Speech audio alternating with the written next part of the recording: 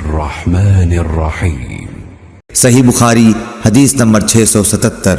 ایوب سختیانی نے ابو قلابہ عبداللہ بن زید سے بیان کیا، انہوں نے کہا کہ مالک بن حویرث صحابی ایک مرتبہ ہماری اس مسجد میں تشریف لائے اور فرمایا کہ تم لوگوں کو نماز پڑھاؤں گا، اور میری نیت نماز پڑھنے کی نہیں ہے، میرا مقصد صرف یہ ہے کہ تمہیں نماز کا وہ طریق سکھا دوں جس طریقے سے نبی صلی اللہ علیہ وسلم نماز پڑھا کرتے تھے۔